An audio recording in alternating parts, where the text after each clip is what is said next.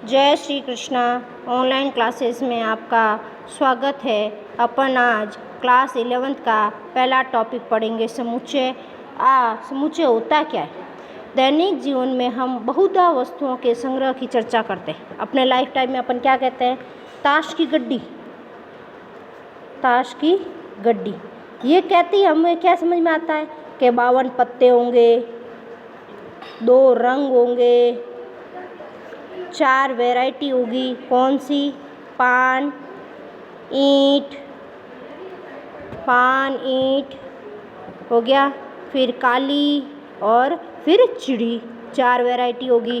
प्रत्येक में कितने पत्ते होंगे? 13 पत्ते होंगे। कितने पत्ते होंगे? 13। तो ये क्या है? वस्तुओं का संग्रह ही तो है। फिर व्यक्तियों की भीड़। भाई भीड़ देख के अपन क्या कर सकते हैं कि यहाँ कोई मेला है या कोई उड़दंड हुआ है, उनको देखकर। फिर क्रिकेट की टीम कहती है, हम क्या कहेंगे कि बिल्कुल 12 जने हैं। तो ये क्या है? संग्रह ही तो है। 12 व्यक्तियों का संग्रह ही तो है, पर चर्चा करते हैं। उदाहरणार्थ और हमने क्या पढ़ा अपने स्कूल टाइमिंग में? प्राकृत संख्या है। प्राकृत संख्या कहते हैं, समझ में क्या आता है कि ये 1 से शुरू होती है और कहाँ तक चलती है? अनंत तक चलती है। कहाँ तक चलती है? अनंत तक चलती है। अगर यूँ ही कह दें अंग्रेजी वर्णमाला के स्वर, अंग्रेजी वर्णमाला के स्वर क्या होगा? ए, ई, आई, ओ, यू। वो कहता है अंग्रेजी वर्णमाला के स्वर। अपन को क्या समझ में आता है? ए, ई, आई, ओ, यू। बिल्कुल कह सकते हैं संग्रह, ये भी तो संग्रह है। फिर उसी तरह विभिन्न प्रकार के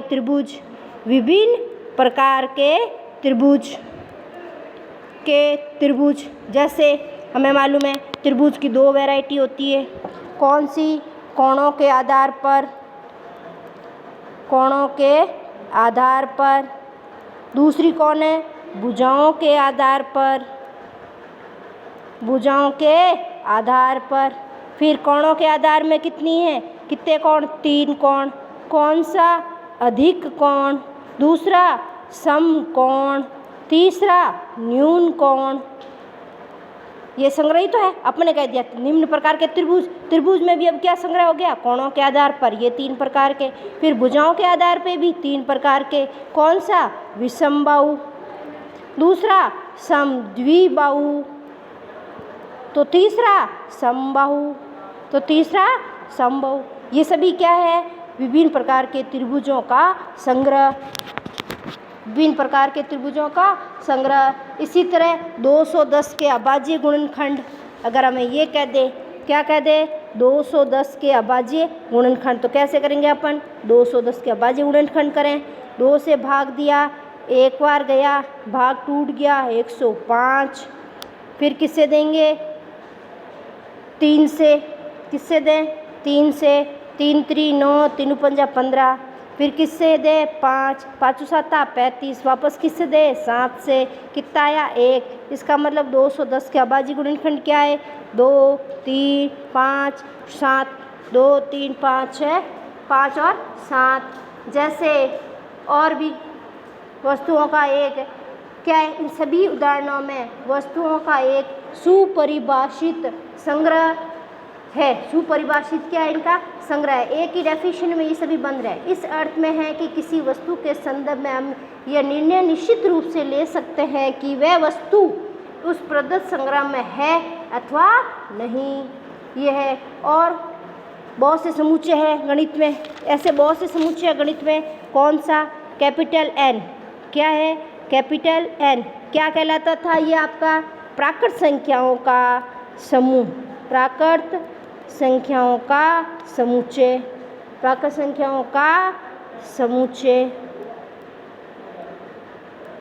कहलाता था। इसी तरह अपन लिखते थे Z। क्या लिखते थे? Z। पूर्णांकों का समुच्चय।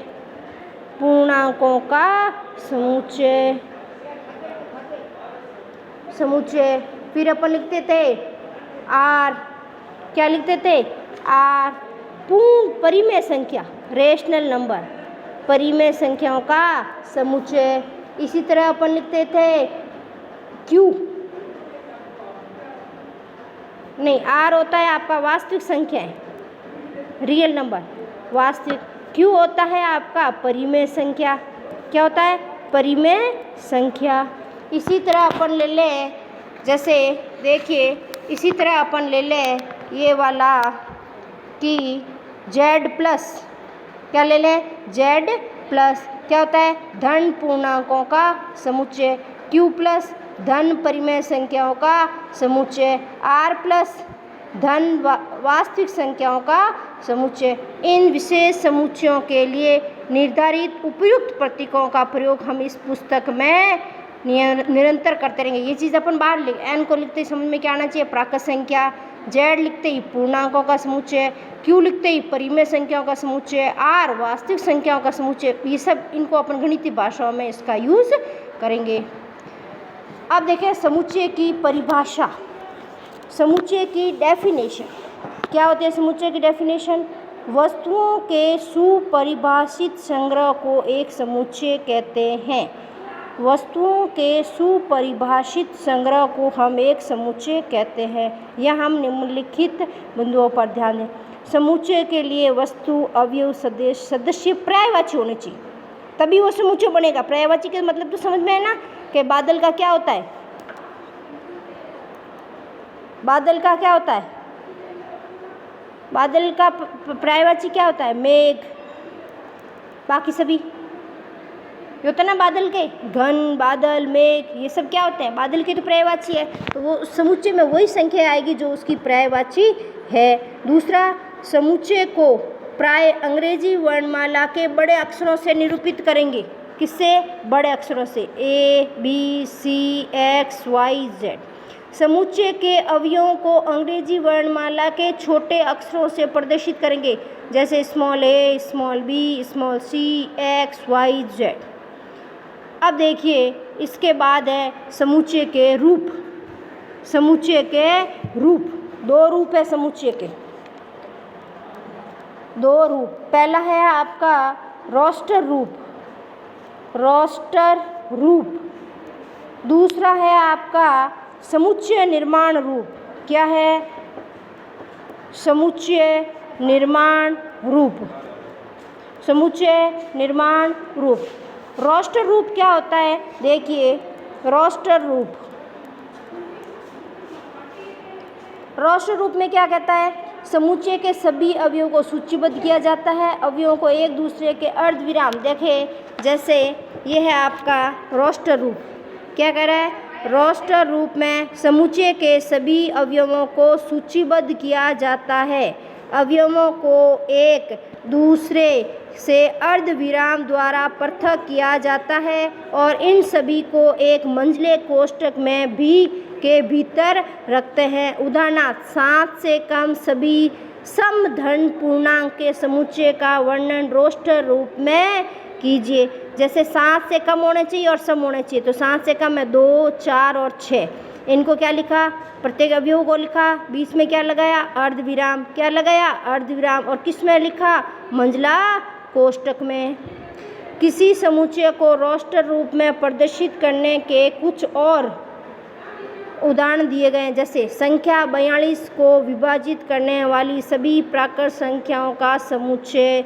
42 को विभाजित करने वाली, देखो 42 1 के पहाड़े में आता है, 2 के भी आता है, 3 के भी आता है, 6 7 42, 7 6 42, 14 के पहाड़े में भी आता है, 21 के पहाड़े में आता है और 42 के पहाड़े में आता है। 142 को विभाजित करने वाले हैं, प्रत्येक के बीच में क्या लगा है, अर्धविराम। क्या लगा है, अर्धविराम। सबको किस में लिखा गया है, मंझले कोष्ठक में।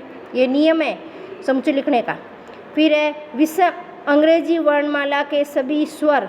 क्या लिखा है, A, E, I, O, U, A, E, I, O, U। सबको क्या लिखा है, स्मॉल लेटर में। बीच में क्या लगा है, अर्धविराम। सबको किस में लिखा, मंझले कोष्ठक में। तीसरा उदाहरण, विषम प्राकृत संख्याओं का समुच्चय 1, 3, 5, 7, 9, 11, 13, 15, 17, 19 सभी क्या है, विषम है और प्राकृत संख्या है। क्या लगाया, अर्धविराम। किस में रखा, मंझला कोष्ठक में। अतः अंत के बिंदु जिसकी संख्या 3 होती है, यह बतलाते हैं कि विषम संख्याओं की सूची अंतहीन है। इसका मतलब क्या है, डॉट डॉट का मतलब कि ये कितने हैं, अनंत। नोट कीजिए कि रोस्टर रूप में अवयवों को सूचीबद्ध करने में उनके क्रम का महत्व नहीं होता है। जैसे 1, 3, 7, फिर 21 आयन, फिर 2 आयन, फिर 6, इससे कोई फ़र्क नहीं पड़ना है। ये आपका 42 आगे भी आ सकता है, 14 आगे भी आ सकता है, 1 पीछे भी जा सकता है। हमें श्रेणीबद्ध करने में, सूचीबद्ध करने में हमें ज़रूरी नहीं है कि पहले अक्षर छोटा और फिर बड़ा है। ये आपका क्या कहलाता है? रोस्टर रूप। दूसरा है समुच्चय निर्माण रूप। क्या है?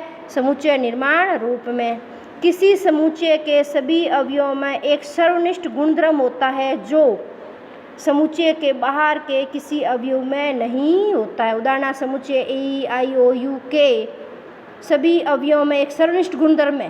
क्या है? इनमें से प्रत्येक अवयव अंग्रेजी वर्णमाला का एक स्वर है। सभी एक ही नियम से जुड़े रहेंगे, इनमें एक ही नियम लगेगा, अन्य कोई नियम नहीं लगता है, और इस गुणधर्म वाला कोई अन्य अक्षर नहीं है। इस समुच्चय को वी से निरूपित करते हुए हम लिखते हैं कि क्या?